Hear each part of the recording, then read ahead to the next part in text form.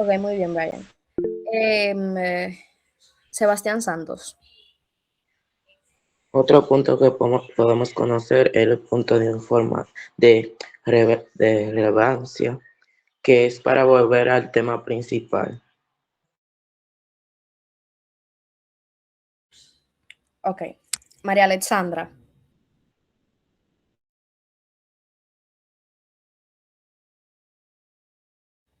María Alexandra, ya puedes participar.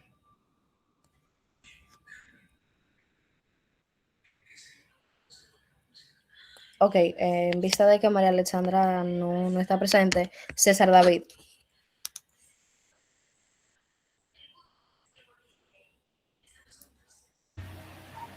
Gracias. Uno de los puntos también es el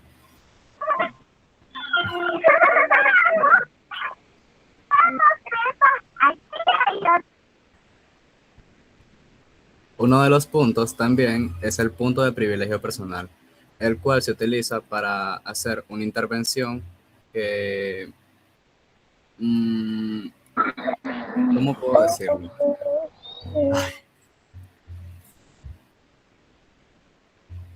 Es una intervención que un delegado puede realizar cuando existe una afectación directa a sus condiciones personales, impidiéndole participar adecuadamente en el debate. Por ejemplo, si yo puedo utilizar ese punto para cuando un orador tenga dificultad al hablar, entonces nosotros no lo escuchamos. Entonces yo lo utilizaría para eso. Ok, bien, ya luego de haber escuchado sus participaciones, ya pueden bajar la mano. Más adelante tendrán participación en otra parte. Como bien saben, ahorita expliqué el punto de orden, pero aquí está nuevamente. Como ustedes saben ya en su mayoría, por lo explicado y quizás conocimiento ya de experiencia, es un punto que como tal se utiliza para el orden de la comisión o de cualquier procedimiento parlamentario o de cualquier procedimiento. Continuamos con el punto de relevancia, que como bien dijo uno de ustedes, se utiliza cuando se están desviando del tema. El delegado puede utilizar este punto para volver a centrar el tema. Se pide de la misma forma que un punto de orden, es decir, se levanta el plaque.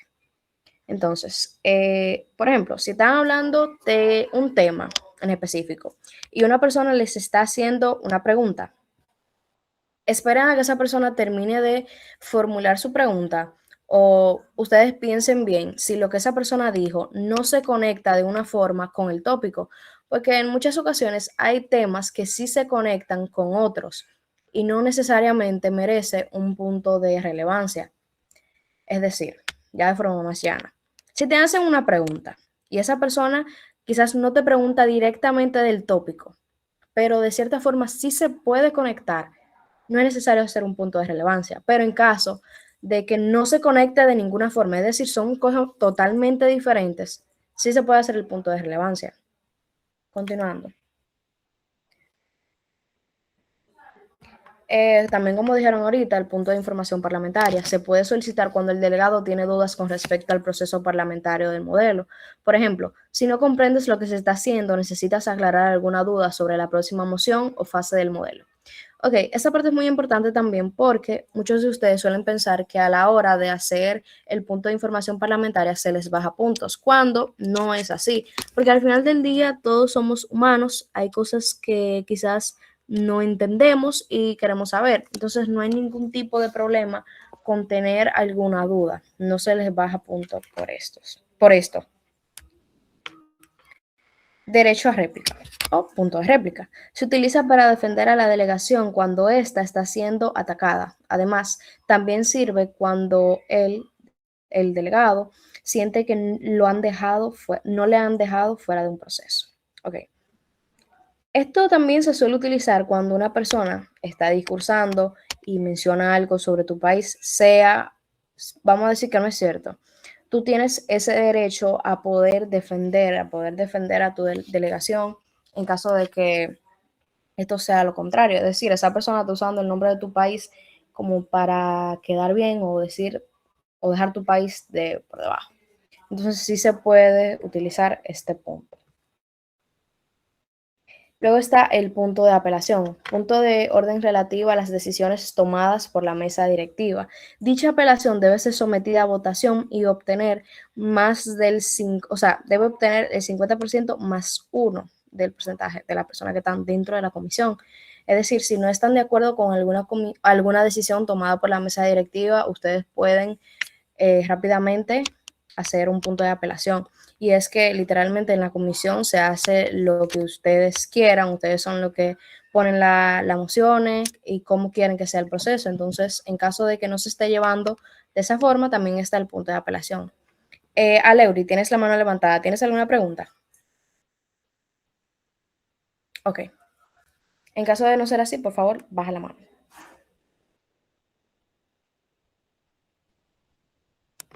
Ok. Punto de privilegio personal. ¿Alguien que desee leer esta parte?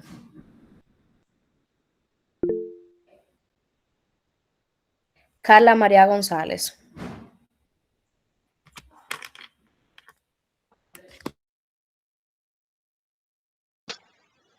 Privilegio personal. Privilegio que tiene el delegado con el cual puede expresar su desconformidad con algo, silla incómoda, temperatura de la sala, etc. Además de proponer usarse para beber agua o excusarse para ir al baño. Este solo debe pedirse a través de una nota diplomática. No tiene valor dentro de la evaluación.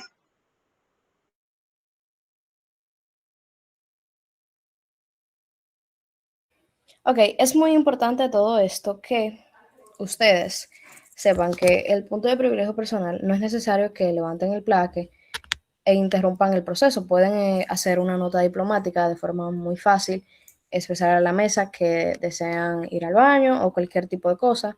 Esto no tiene valor dentro de la evaluación. Es decir, si usted desea salir al baño, si usted desea salir a tomar aire, lo que sea que usted quiera hacer, la mesa directiva no le va a bajar puntos por esto.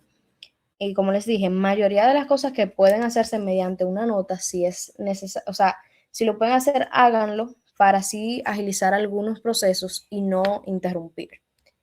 De que, por ejemplo, no interrumpan a la mesa directiva, al proceso o incluso un delegado que esté discursando porque usted quiere ir al baño. Ok, es importante que usted quiera ir al baño, pero no es necesario hacer la interrupción. Daniela Beato, ¿tienes alguna pregunta?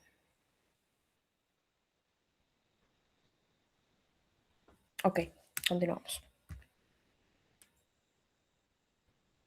Como ya vieron las mociones, esta es la moción, la última moción, que es la moción para cerrar el debate, para votación inmediata.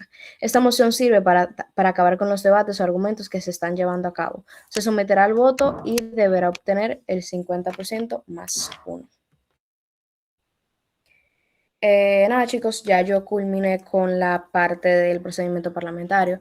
Este es el momento para preguntar algo en base al procedimiento parlamentario. ¿Tienen alguna pregunta? Wileni.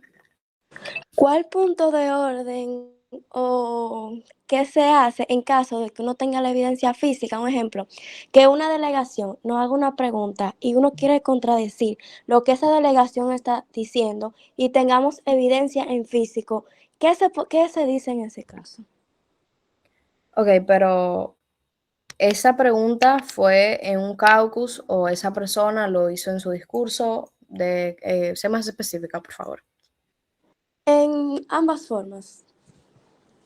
Ok, si esa persona lo hizo en su discurso, puedes esperar a que esa persona termine de discursar y se hace uso del punto que ya expliqué. ¿Recuerdas cuál es? Te lo voy a buscar. Ok, el derecho a réplica, es decir, el punto de réplica, o simplemente cuando esa persona termine de discursar, puedes proponer la moción para iniciar una sesión extraordinaria de preguntas hacia esa delegación. Y puedes preguntarle en base a eso, es decir, delegación de tal, en base a qué usted dijo tal y tal cosa, es decir, lo que te pregunte. Si tú tienes las evidencias sobre eso, también puedes enseñarla, ya sea pasarla a la mesa directiva o etcétera. ¿Qué otra cosa fue que preguntaste? Fue lo mismo, pero en el discurso y en el caucus moderado. Ok, te respondí en el discurso. En caso de que te hagan una pregunta o alguna cosa en un discurso, existe el derecho a réplica, esperar que esa persona termine de discursar, y también la moción de iniciar una sesión de preguntas extraordinarias hacia dicha delegación. Cuando se hace un caucus, esa persona mayormente te pregunta a ti, la mesa directiva te pregunta, delegación de tal, ¿deseas responder? Tú decides si quieres o no quieres responder y nada, procedes a responder. ¿Algo más? Solo eso, gracias. Ok. Chicos, ese es el momento, como les dije, para preguntar algo en base al procedimiento parlamentario. Seguro que no queda ninguna duda. Ok. Naidelin, ¿alguna pregunta? Buenas noches. ¿Qué pasaría en un empate en una votación? Se vuelve a hacer la votación. Ok, gracias. Sí. ¿Algo más? Ok, en vista de que no, continuamos con la introducción a la comisión. Ok, hola, me toca a mí. Me imagino que ya faltando una semana o 2 semanas para su modelo distrital, dependiendo del distrito, ustedes ya tienen que haber investigado un poco de qué trata la comisión que van a trabajar, o por lo menos de qué trata el tópico, pero es muy probable que muchas veces nosotros nos enfoquemos más en saber sobre el tópico que en saber con qué se come la comisión a la que no le tocó. Entonces, ¿quién quiere leer esta diapositiva? César David. Gracias. La Organización Internacional del Trabajo, OIT, es un organismo especializado de las Naciones Unidas que se ocupa de los asuntos relativos del trabajo y a las relaciones laborales. Fue fundada el 11 de abril de 1919 en virtud del Tratado de Versalles, con el doble objetivo de lograr la expansión global de los derechos de los trabajadores y atenuar las causas de las revoluciones obreras que sacudieron fundamentalmente a algunos de los países involucrados en la Primera Guerra Mundial. Cuenta con 118 países que operan dentro de ella actualmente. Ok, ¿pueden pasarme a la siguiente diapositiva de una vez? Ok, entonces, ¿qué pasa con la Organización Internacional del Trabajo? Existen comisiones para todo dentro de las Naciones Unidas y cada comisión tiene el rol de enfocarse en algo. Entonces, hay comisiones que se enfocan en los jóvenes, hay comisiones que se enfocan en que se cumplan los objetivos de desarrollo sostenible, hay comisiones que se enfocan en la seguridad de los indígenas. Esta comisión tiene algo de interesante y es que sí, su objetivo principal es tratar cualquier tema que se relacione con el trabajo en general, pero precisamente como el trabajo tiene muchos temas relacionados a temas de que el trabajo puede ser tanto público como privado, temas de que, como sale en esta diapositiva, hay varios tipos de personas involucradas en el trabajo, pues pasa que la OIT es una agencia o bueno, una organización en la que si bien ustedes son delegaciones y ustedes van a representar un país como tal, su preocupación no va a ser únicamente los intereses de ese país, sino también de los trabajadores que forman parte de ese país y también los dueños de empresas o de corporaciones que se ven involucrados con ese país o que tienen sede en su país. Entonces, no solamente ustedes tienen que preocuparse por qué clase de leyes su país tiene relacionadas al trabajo, sino también cuáles son las condiciones que existen, qué clase de cosas son las que viven las personas o las empresas que están dentro de ese país. Y no solamente eso, sino que como hay muchas empresas que son internacionales y que pueden tener sede en más de un país, valga la redundancia, también ustedes a través de la Organización Internacional del Trabajo es donde tienen la oportunidad de dialogar entre otra vez países para que cualquier asunto relacionado al trabajo pueda solucionarse en una red tan compleja. Entonces, siguiente slide.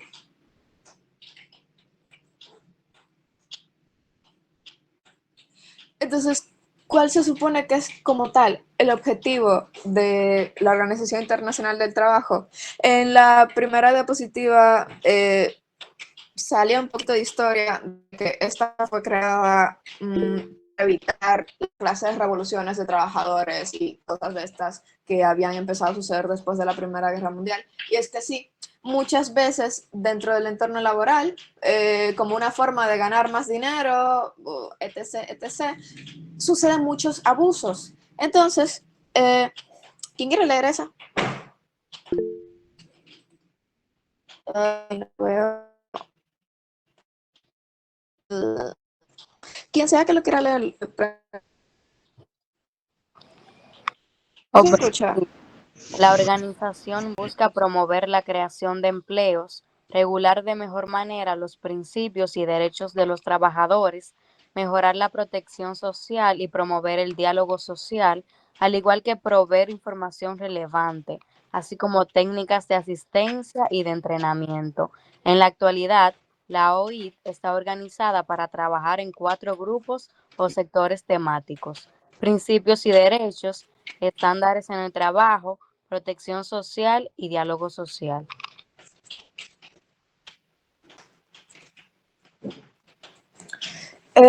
Me dicen que no se escucha bien, entonces, déjame ver si hago una prueba de audio.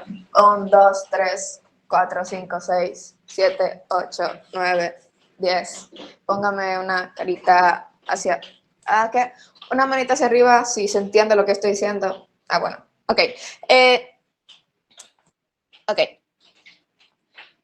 Los objetivos que la Organización Internacional del Trabajo tiene, como esa ley, se pueden dividir en, primero, principios y derechos, que sería básicamente todo derecho relacionado a la persona que es, tanto la persona que es trabajadora como la persona que es empleadora, que se respete. Ok, déjame cambiar el sitio.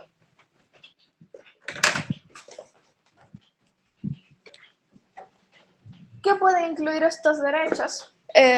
Digamos, el hecho de que a una persona no se le obligue a trabajar más tiempo de la cuenta, el hecho de que a una persona no se le despida o se le imposibilite la posibilidad de conseguir un trabajo por el hecho de tener alguna discapacidad física o mental, el hecho de que a las personas se les den los correctos tiempos libres por embarazos o por lesiones, el hecho de que las empresas le paguen adecuadamente por su trabajo a los empleadores, el hecho de que no resurja la esclavitud, etcétera, etcétera, etcétera. O en el caso de ustedes, su interés principal aquí viene siendo la parte de los derechos de que personas que no deberían de estar trabajando, como lo son los niños, estén trabajando. Los estándares en el trabajo, el hecho de que se cumplan condiciones de seguridad, de que las personas no estén trabajando en sitios insalubres, de que si necesitan alguna necesidad básica que sea cubierta, como el, qué sé yo, agua o transporte en casos muy específicos, pues que se les pueda brindar correctamente, la protección social, de que en caso de que un trabajador sufra una lesión o que esté siendo vulnerado por la empresa en la que está trabajando, pues que se le proteja.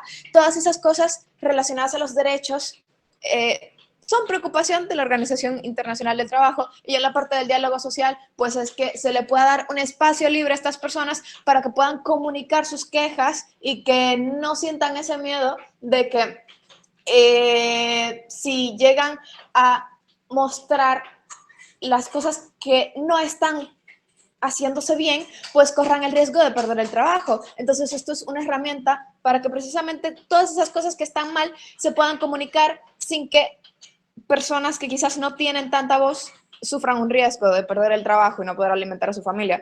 En el caso de ustedes, con respecto a lo de los niños, viene más el derecho de que, ok,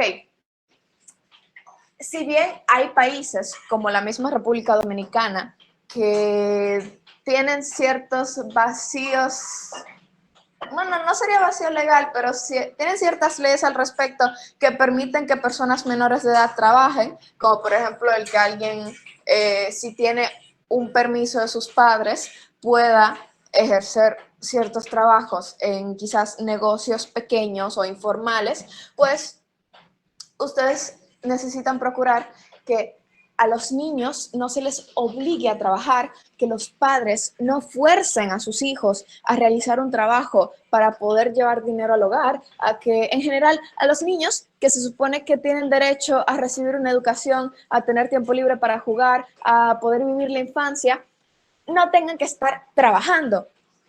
Y ahí sale en chiquito que algo que a ustedes les podría interesar investigar es el programa que la Organización Internacional del Trabajo tiene, que se llama Programa Internacional para la Erradicación del Trabajo Infantil. Pero siguiente slide.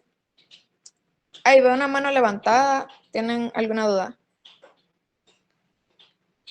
Ay. ¿Esa era la última? Ah, no, pues echen para atrás. ¿Dudas o más cosas? No, yo creo que ese no era el último slide. Qué raro.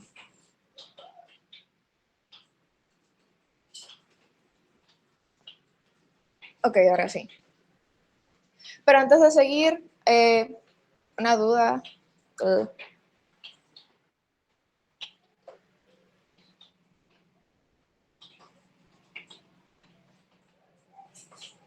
Pueden hablar, o sea, pueden encender el micrófono.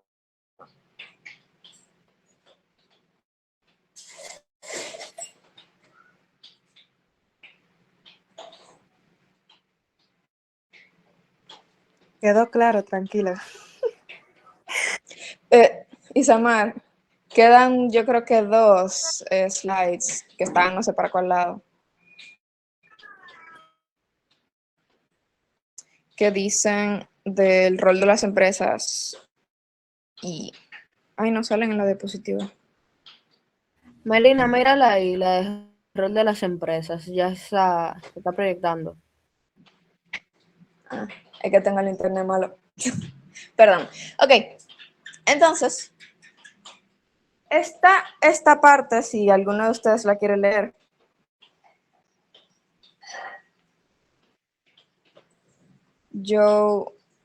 Juvenaitin Ferdinand. Gracias. No sé si lo pronuncié bien. Sí, perfecto. Gracias por cederme las palabras. Rol de las empresas.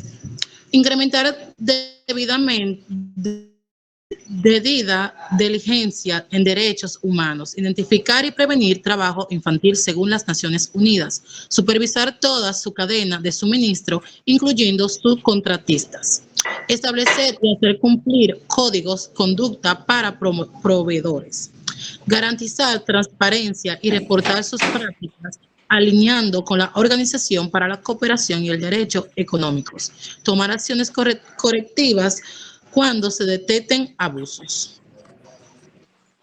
Entonces, se supone que la empresa tiene todas estas reglas, requisitos que tienen que cumplir para poder precisamente respetar los derechos del trabajador.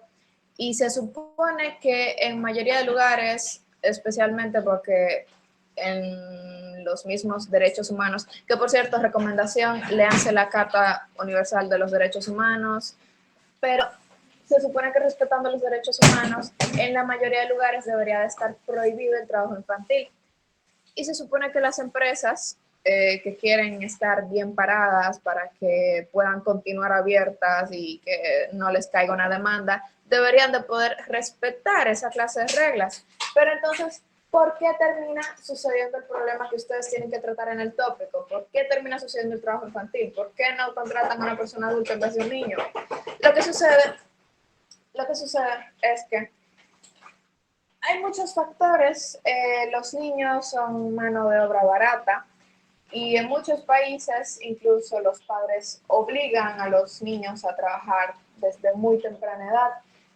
Entonces, todas esas cosas, a pesar de que las empresas tengan la obligación de respetar derechos, a final de cuentas existe algo que son los intereses y a final de cuentas a una empresa lo que más le va a interesar es cualquier cosa que sea lo más barato.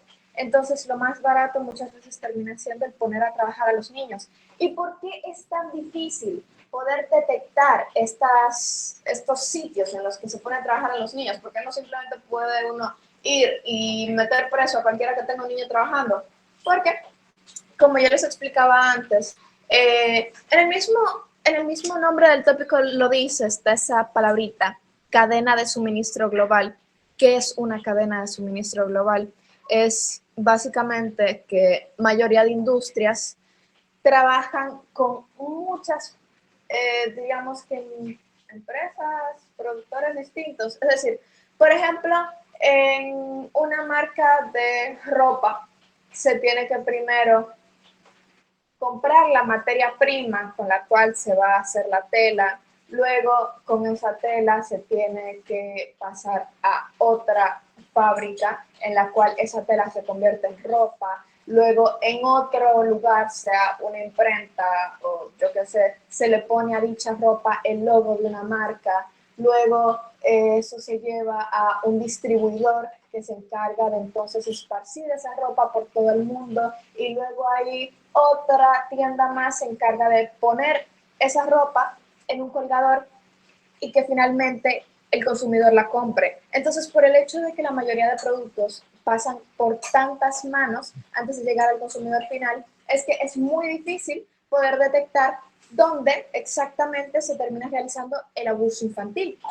Entonces, ustedes como gobiernos de países que tienen que lidiar con estas empresas que muchas veces ocultan la labor infantil que están realizando, ustedes tienen la responsabilidad de buscar de alguna manera soluciones que permitan ustedes tener una mayor vigilancia sobre estas empresas. Ustedes implementar cosas que permitan que primero estas empresas necesiten reportar lo que están haciendo con sus empleados, necesitan tener algún sistema que desincentivice a las empresas de realizar labor infantil, porque como les decía antes, la razón por la que lo hacen es porque les beneficia. Entonces ustedes tienen que poner alguna forma de que ya no sea beneficioso para las empresas querer hacer esto, y ustedes necesitan, básicamente como gobierno, plantear soluciones que permitan que la labor infantil deje de suceder y que ustedes puedan reconocer dónde se está realizando la labor infantil.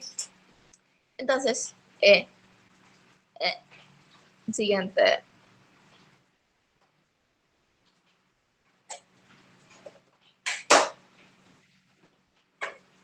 Ay, ya esto es básicamente una otra parte del taller, que sería desglose del tópico. Yo me puse a desglosarles el tópico, pero como quiera, siguiente slide. Responsabilidad corporativa ante la explotación laboral de niños, bla, bla, bla. Siguiente. Ay. Ah, pero ya esto era lo que yo estaba diciendo antes. A ver, siguiente.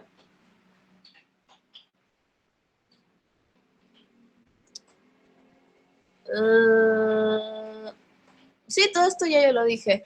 Veo que dicen resumen.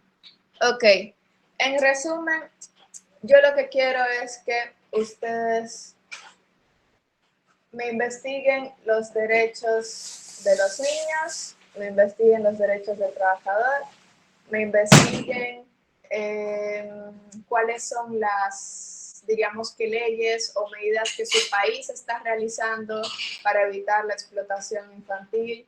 Yo necesito que ustedes investiguen en los países donde no existe la explotación infantil, qué es lo que esos países han hecho y cómo ese modelo se puede replicar en los países donde sí se está realizando la explotación infantil. Y en general, eso.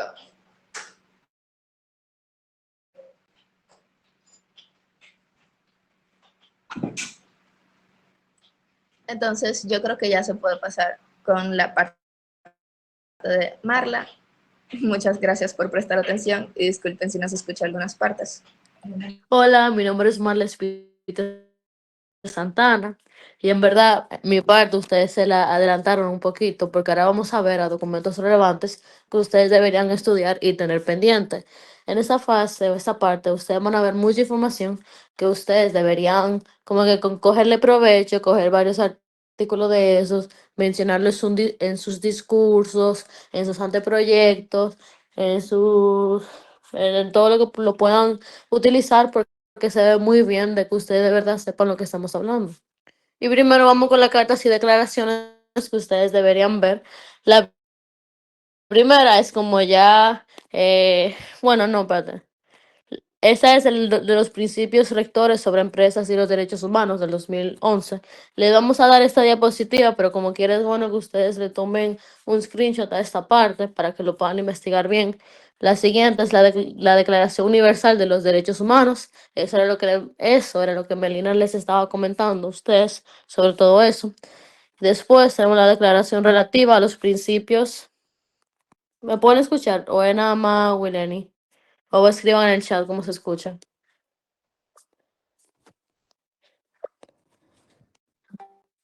Ah, ok. Perfecto. Perfecto. Pues voy a continuar. La siguiente es la declaración relativa a los principios y derechos fundamentales en el trabajo. Oye, perfecto. Como que repito, por favor, tómale un screenshot o algo así para que lo puedan guardar, aunque le vamos a dar la diapositiva, pero para que se puedan recordar. Continúa. Isamar, please. ¿Verdad? Que están los convenios, que son legalmente vinculantes. Aquí también pueden conseguir información. Aquí es el convenio 138 de la edad mínima. Cuando Melina le estaba explicando el tema, la parte muy importante era el labor infantil, ¿verdad? Así que eso habla más o menos sobre eso. Y de la edad mínima, muy útil si lo quieren usar para los pagos moderados o cualquier cosa. Después está el convenio 182, las peores formas de trabajo infantil, que también tiene que ver con eso, que prohíbe la esclavitud, la trata, los trabajos peligrosos, etcétera. Y finalmente, con los convenios, estamos sobre los convenios sobre los derechos del niño, ¿verdad? Yo quiero que toda esta información, que les estamos dando mucha información y recursos, que por favor los utilicen y cuando venga el día del modelo, ustedes me vengan diciendo varios artículos para darle las soluciones. Porque en los anteproyectos deberían tener varias de estas cosas. Tú puedes continuar. Pero están las leyes y regulaciones. Aquí hay algunas en inglés, the UK Modern Slavery Act, o el Acto de la Esclavitud Moderna de Inglaterra. Después tenemos el California Transparency and Supply Chains Act. Eso es el acto de la transparencia en, en los flujos de California, ¿verdad? Pero que fue de California. ¿Verdad? La German Supply Due Diligence Act y la EU Corporate Sustainability Due Diligence Directive. Todo esto, aunque está en inglés, pero lo pueden traducir y hay muchas herramientas para eso. Pero todo eso, ojalá que lo puedan usar mucho provecho. Pues ya continuando. Ahora, ya nosotros vimos lo general de un modelo. Después pasamos al comité, después al tema y a recursos que ustedes pueden usar. Y ahora vamos a ir a lo que sí pueden decir y qué no, para que puedan de verdad entender cómo es el comité funciona. Porque esto es muy importante, porque ustedes no me pueden traer una solución en el anteproyecto si la OTAN no puede hacer eso. Les quiero que por favor presten atención. ¿A alguien le gustaría leer esto?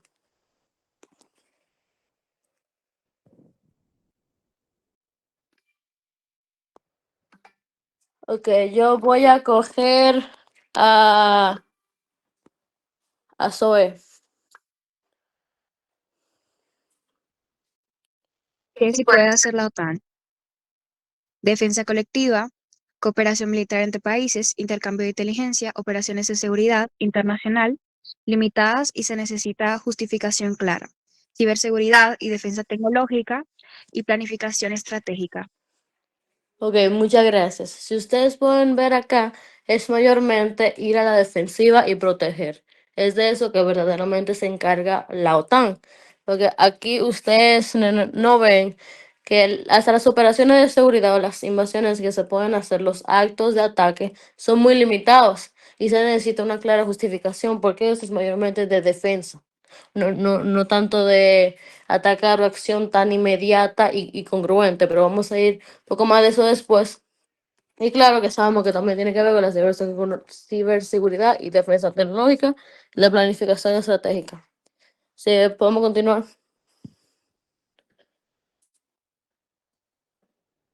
A ver, que no puede ser la OTAN. Ahora, yo quiero que alguien me lea las primeras 4 y que otra persona me lea las siguientes 4.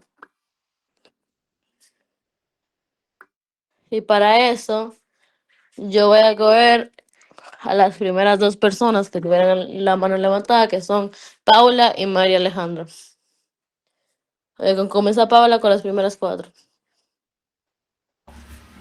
¿Qué no puede hacer la OTAN? No puede actuar sin consenso y no puede imponer gobiernos o sistemas políticos y no puede crear leyes internacionales.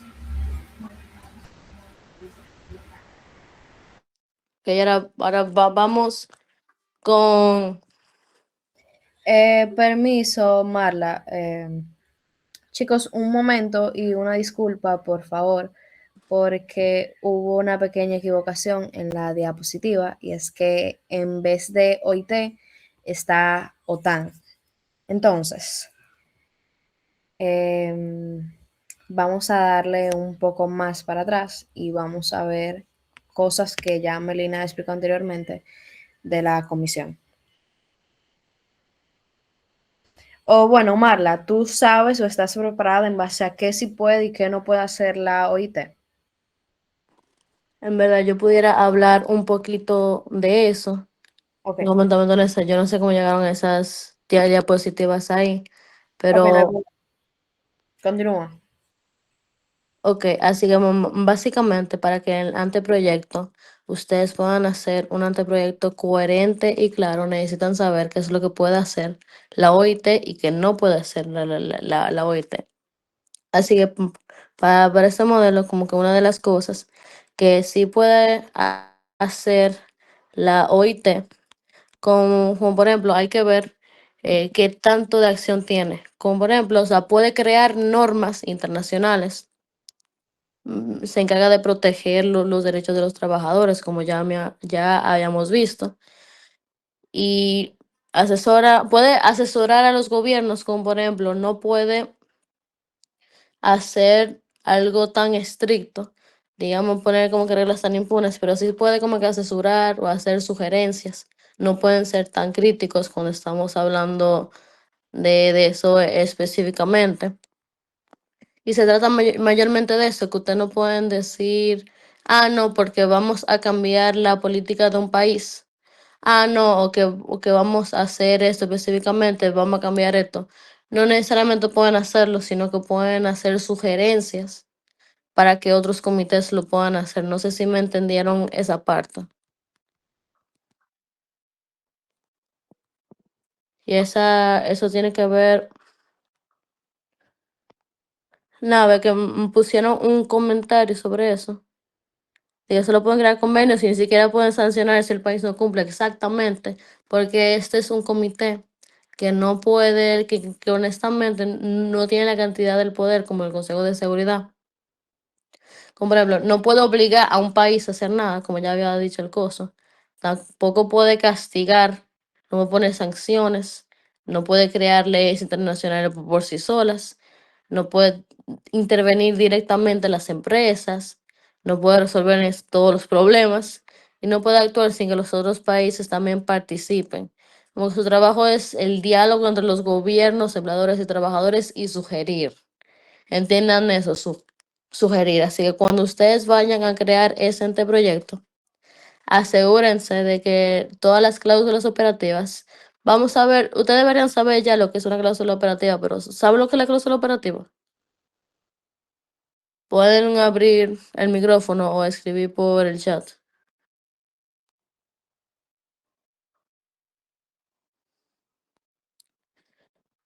¿Ustedes quieren que yo le explique rápido?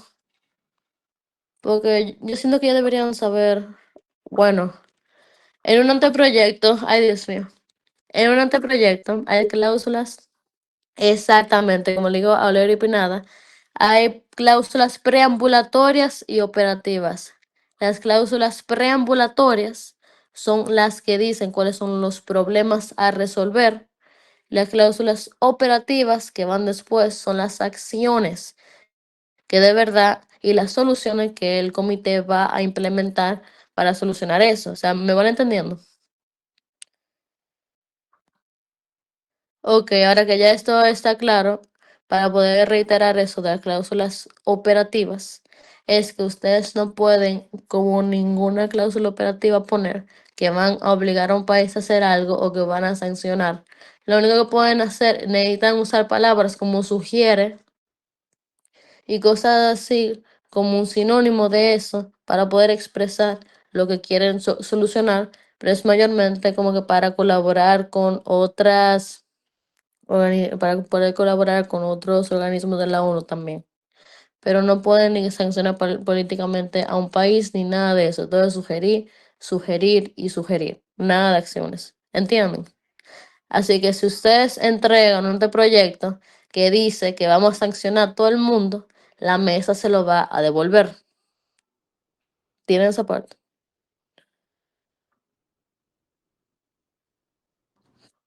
Qué perfecto. Así que en verdad eso sería todo. ¿Ustedes tienen alguna pregunta?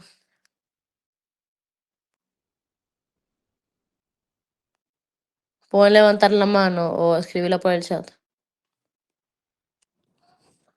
Está Juvenay de Ferdinand.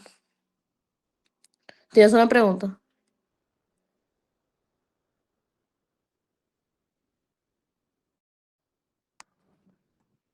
Ok, luego de haber escuchado de cierta parte los aportes de Marla, ahí ya está la diapositiva con cosas verdaderamente verídicas, cosas ya confirmadas de cosas que sí puede hacer la OIT.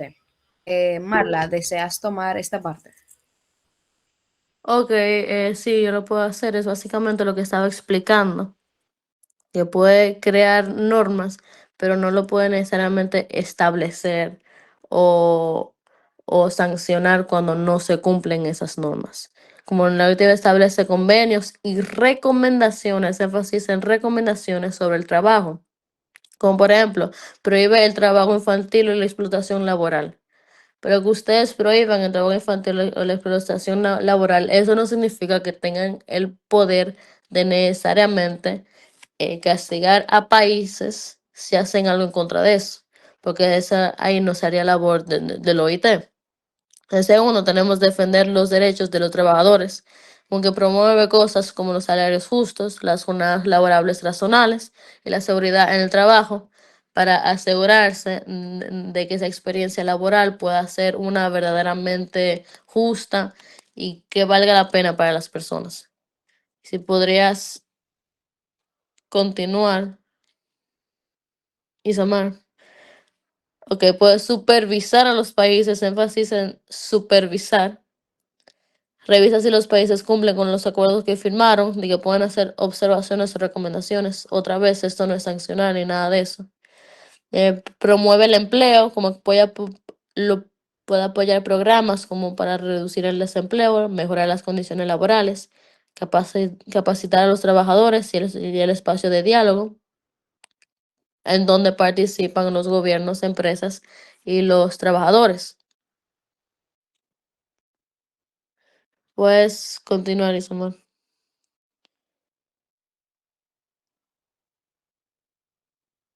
Y ahora vamos con que no puede hacer la OIT, ¿verdad? Como que a alguien le gustaría leer esto.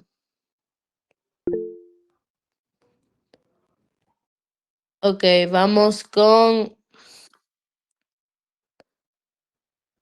Hay un nombre que yo no sé cómo leerlo, si soy completamente honesta, pero es Ashley Toribio. Y perdona, eso es Ashley Toribio. Y para que tú digas la primera mitad y después la segunda persona será Angie Santos.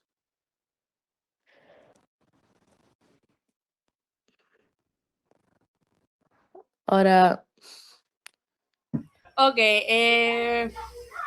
veremos. Gracias por darme la palabra. Y se pronuncia así. ok, perfecto. Ok. Ahora, por favor, lee las primeras dos. Dice, ¿qué no puede hacer la OIT? 1. No puede castigar directamente. No puede meter multas ni sanciones fuertes como un tribunal. Y no puede obligar a un país, solo aplica si el país acepta la conveniencia. Convenios, perdón. Ajá. Así que para las siguientes 3 y 4, Angie Santos. 3. No desuelve casos individuales directamente. No es como un tribunal donde tú demandas a alguien. 4. No hace leyes internas. No crea leyes dentro de países. Solo da normas internacionales. Ok, así que básicamente con esto es lo que yo estaba explicando antes, que solamente pueden sugerir y poner como que leyes internacionales, ¿verdad? Pero no necesariamente la pueden enforzar. Vamos, tengo una pregunta. ¿Cuándo se va? Para Joven Ferdinand, no entendí la pregunta. Pero continuando, Isamar.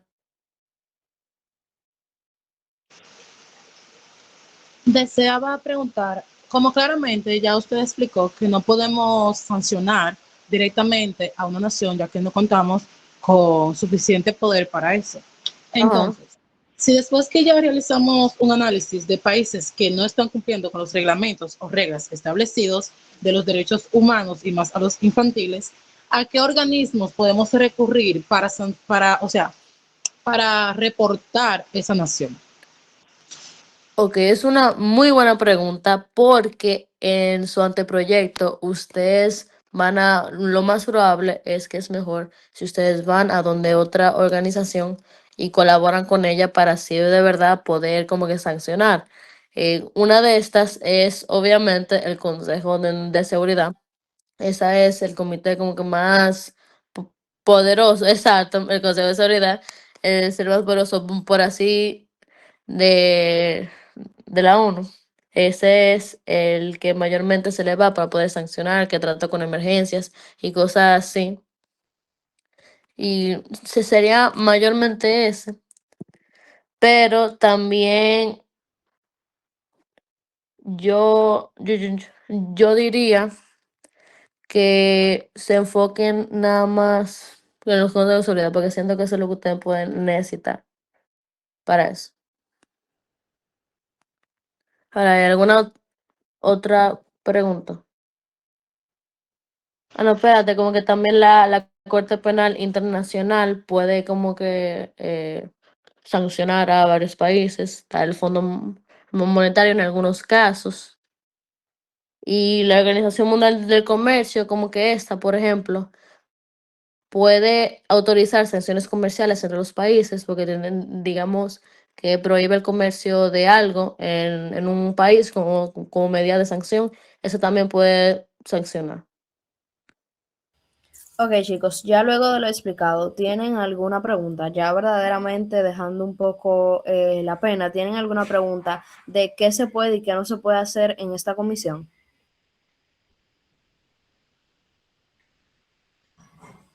Ok, en vista de que no, continuamos. Ok, está Juvena, ¿cómo se pronuncia? Juvena y Dean Ferdinand.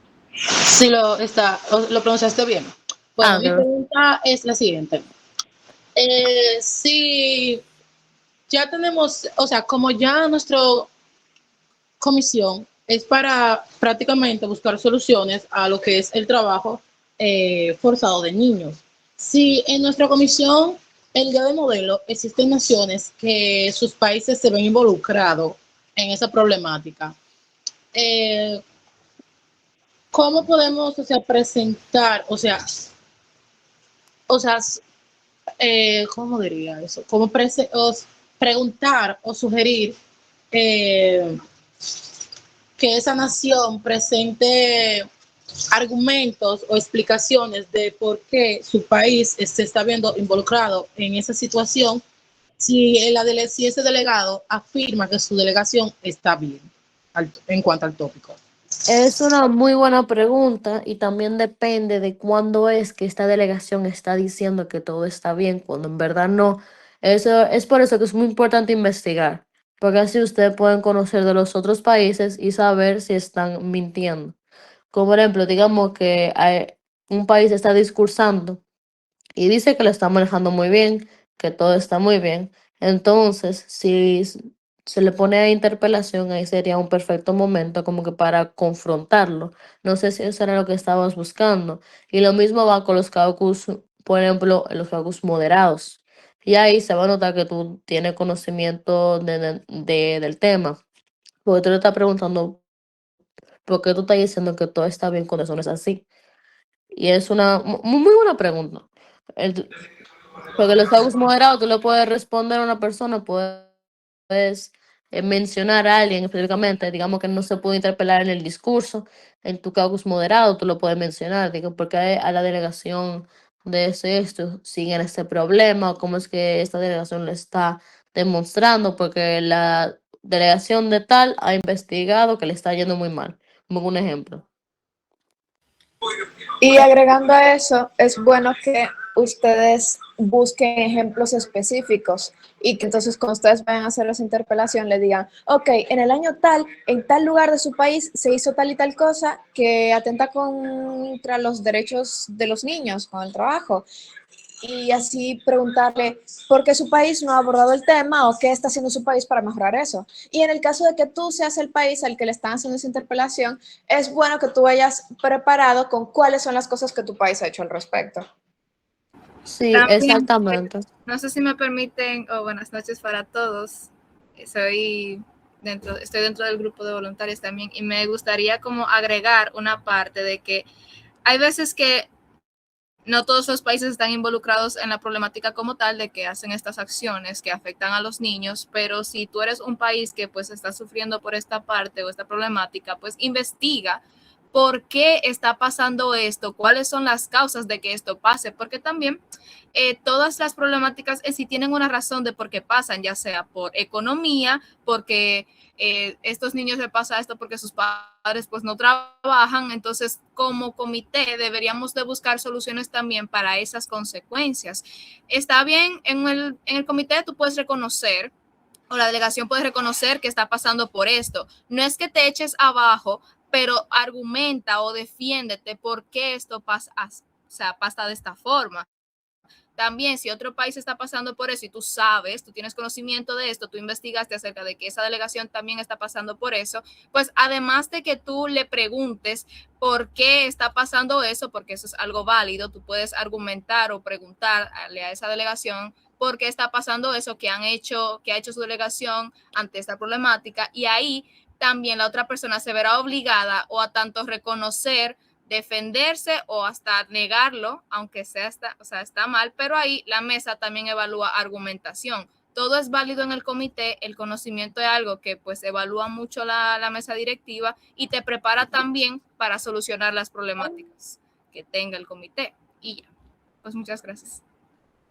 Oh, y también con eso, ustedes pueden incluso, si su país es uno en el que pasa lo del trabajo infantil, ustedes pueden ir al comité literalmente a pedir ayuda de que otros países o el mismo comité les ayuden a solucionar ese problema. O incluso muchas veces pasa con este tema de que, por ejemplo, ok, estamos en la India y en la India los niños se ven obligados a trabajar, pero esos niños están trabajando para una empresa, digamos, de ropa que viene de Italia. Y entonces ahí surge esa interacción entre países en las que pueden decirle al otro país que, oye, tú estás forzando a la gente de mi país a trabajar para ti.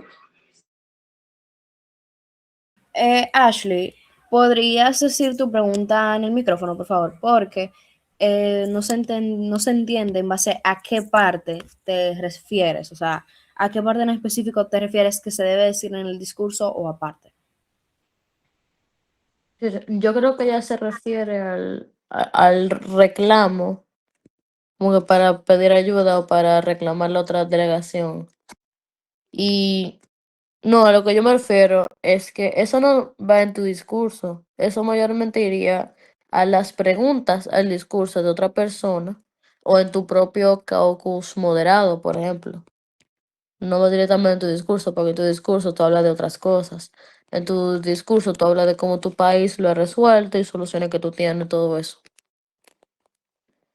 Igual también si te hacen la interpelación después del discurso, porque los países pueden tener conocimiento de que tu país no está bien y pueden preguntarte sobre eso y ya ahí tú argumentas de por qué está pasando de tal forma y ya tú te defiendes o das tu posición acerca del tema.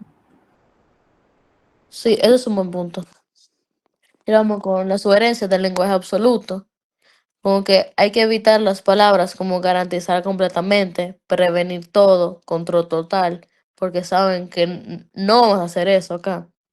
Y deberíamos en vez de usar el lenguaje como mitigar riesgos, reforzar capacidades y mejorar la resiliencia.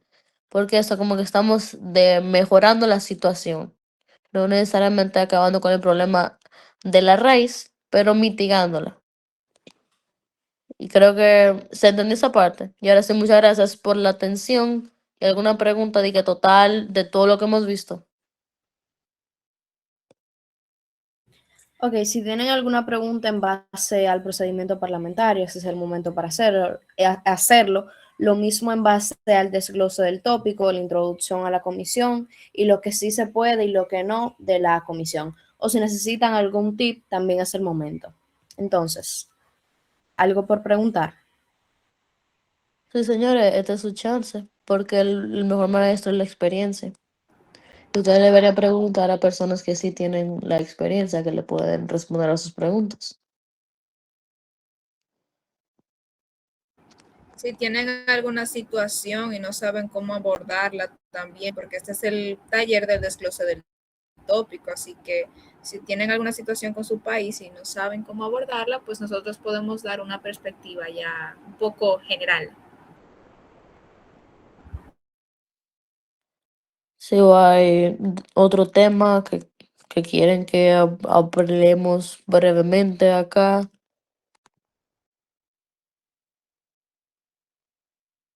Pues yo veo que no hay ninguna mano levantada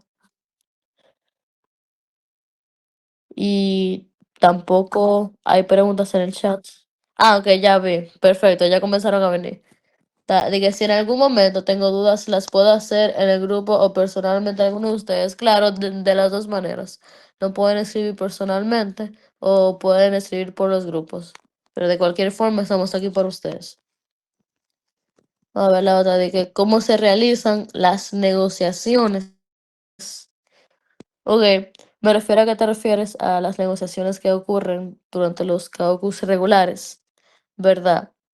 Es un tema como un poquito amplio. ¿Tú pudieras decir qué parte más específica te refieres a la creación del anteproyecto para poder ser más asertiva? Yo voy a asumir que es para eso.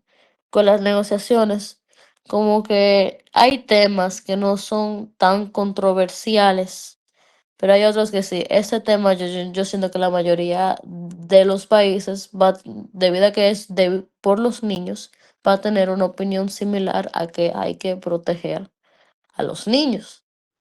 Así que con las negociaciones de eso acá se tratará de cuáles son las soluciones y para esas negociaciones tú simplemente tienes que hacer que tu solución se resalte en tu caucus moderado.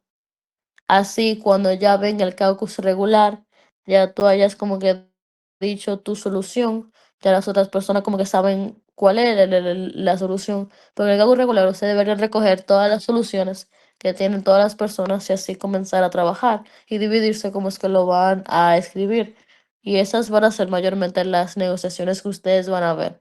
Porque eso no es un tema que diferentes países van a tener una diferente opinión.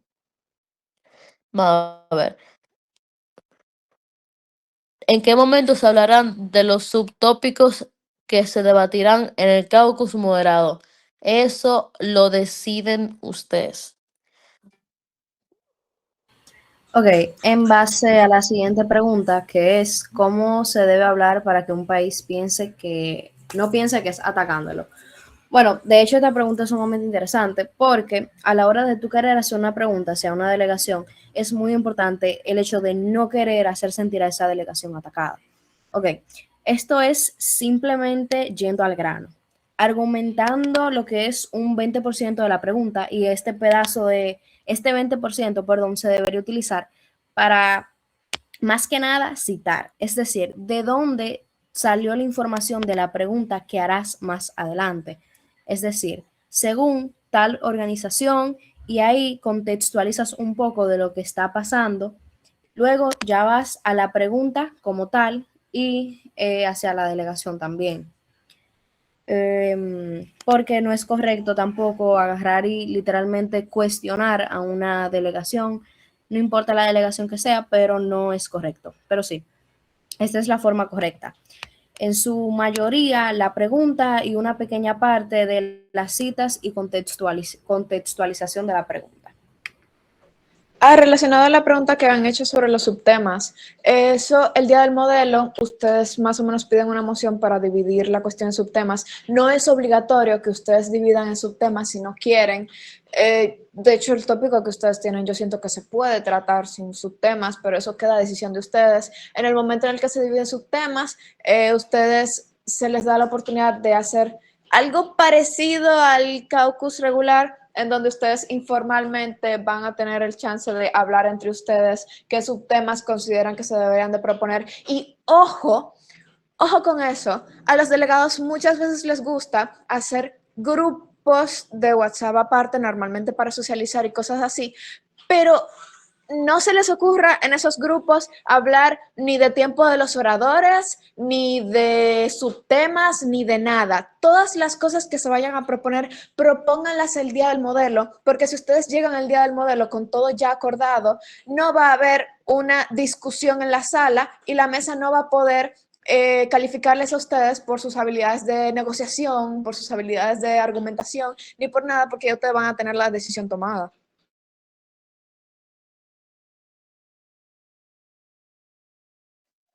Continuando con la siguiente pregunta de qué manera recomiendan dividirse al momento de hacer el anteproyecto.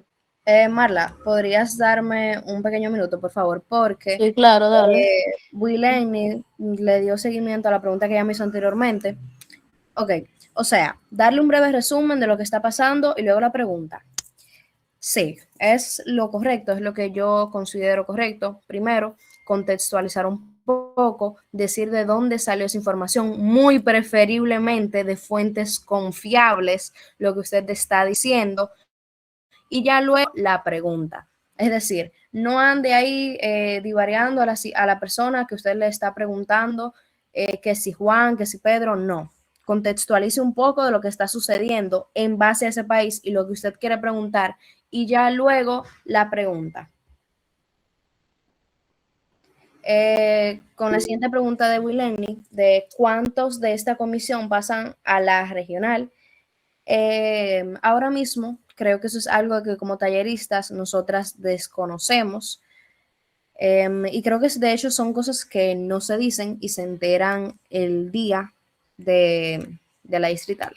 Exacto, y también que van a pasar una diferente cantidad de personas dependiendo del distrito. Pues acá están todos los distritos que tienen como comité el OIT, pero una diferente cantidad de personas con que va a pasar a la regional de cada uno. Y honestamente no se deberían preocupar por necesariamente el número que van a pasar, sino en dar su mejor esfuerzo.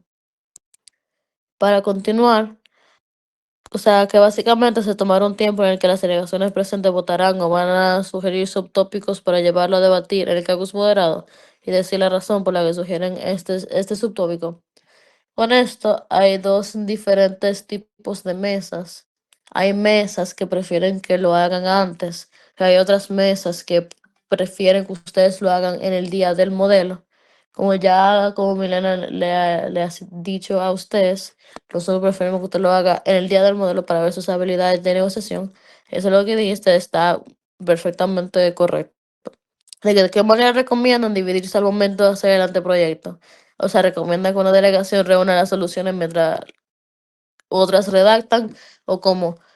Ustedes deberían primero todo estar juntos y decir la solución, o sea, decir cuáles son las soluciones que ustedes tienen.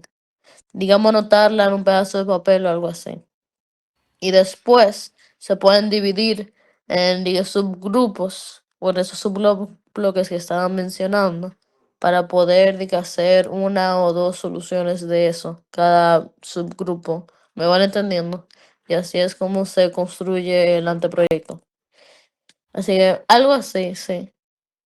En base a una pregunta que me hizo Aleuri, ok, esta pregunta es principalmente para Isamar y es que cuando terminó de hablar de las mociones, había una que me quedé un poco en el aire, que fue la de presentar al foro el proyecto de resolución o enmienda. Ella mencionó que era al final, pero no entendí y necesito saber cómo se insta, cuándo y cuál es su finalidad. Ok, en base a esto, no dije que era al final, dije que esta moción se instaba luego de ya haber terminado los caucus regulares, es decir, ya luego de tener los proyectos de anteresolución redactados, ya listos en lo que cabe. Y de hecho, la mesa directiva suele ya decirles, hacer un paréntesis y decirle, señores, ya es momento de presentar el proyecto de anteresolución,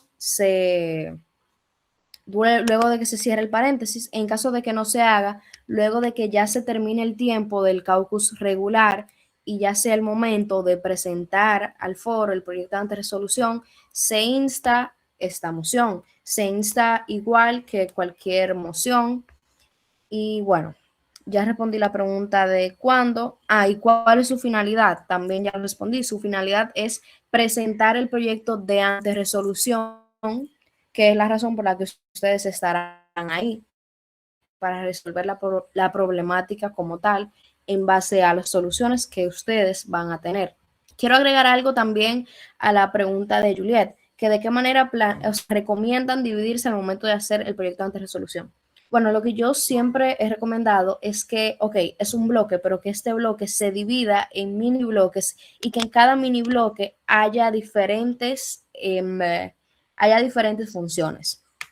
Ya sea que en un mini bloque estén haciendo las soluciones, o sea, las cláusulas preambulatorias y el otro mini bloque, las operativas. Y de esa forma cada uno tenga su participación. También algo que siempre recomiendo es que a la hora de elegir los oradores, que sean personas que quizás dentro del comité no hayan tenido muchas participaciones.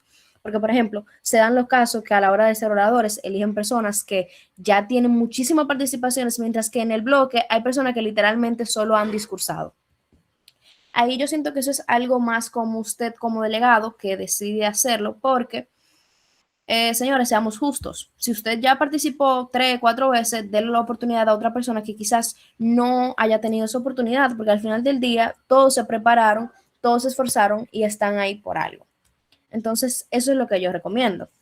Mayormente a la hora de redactar, las personas mismas dicen, yo puedo redactar, porque mayormente llevan su laptop y básicamente tienen dónde redactar y dicen, yo puedo redactar.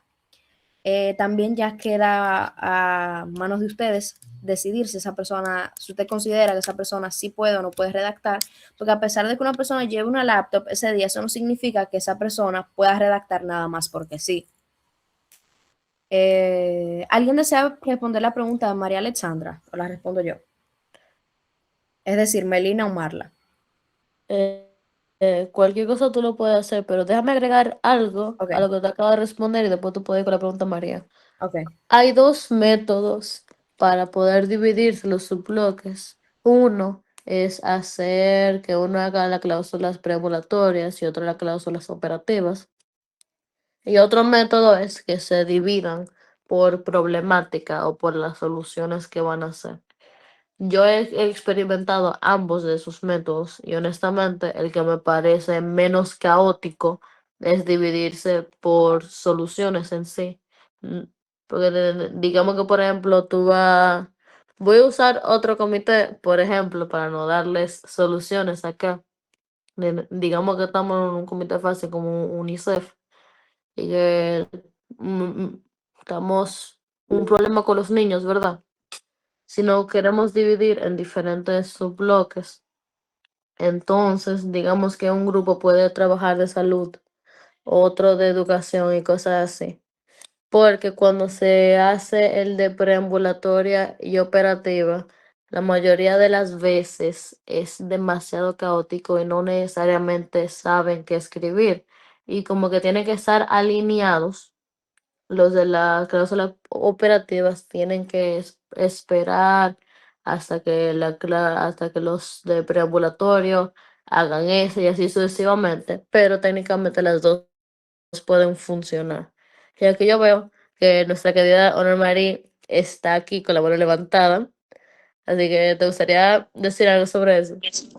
Sí, hola, ¿cómo están? Buenas noches. Es un aporte o un consejo sobre la división del trabajo, el material. Lo que yo siempre recomiendo va acompañado con lo que dijo nuestra compañera Isamar, es que dentro de ese mismo bloque se hagan mini bloques. Entonces, dentro de esos mini bloques, cada mini bloque proponga una preambulatoria y una operativa. ¿Por qué así? Porque si en esos mini bloques lo dividen y que ustedes van a hacer las soluciones y ustedes van a hacer la problemática. Al final, cuando se llegue a redactar o se llegue a plasmar en el documento, ya van a perder tiempo porque no van a chocar o van a hacer las cosas erróneas y no van a llegar a un consenso. Entonces, lo más recomendable es eso, que los mini bloques o los mini grupitos hagan una preambulatoria y una operativa para que tengan un buen hilo y no haya errores dentro del documento. Sí, ahí tú estás, yo estoy completamente de acuerdo contigo. Y eso era lo que yo más o menos estaba explicando con la problemática. Porque digamos que si mi subbloque está hablando de salud, entonces ahí a lo que yo me refería es que yo voy a escribir la preambulatoria de la problemática de la salud y ahí mismo yo, como que estoy hablando de salud, también voy a escribir la solución a la operativa y es mucho más eficiente que preambulatoria, que un grupo se encargue de las preambulatorias y otro grupo de la operativa, porque eso a veces es muy caótico. Okay. Vamos a ver, ¿tienen alguna? Ok, aquí está Aleury Pineda. Ah, no, espérate, que Isamari va a responder a la de María. Después podemos continuar con la de Leury. Ajá. Entonces, la pregunta de María Alexandra es, ¿cómo podemos equilibrar los intereses nacionales de nuestro país con la cooperación internacional al redactar una resolución?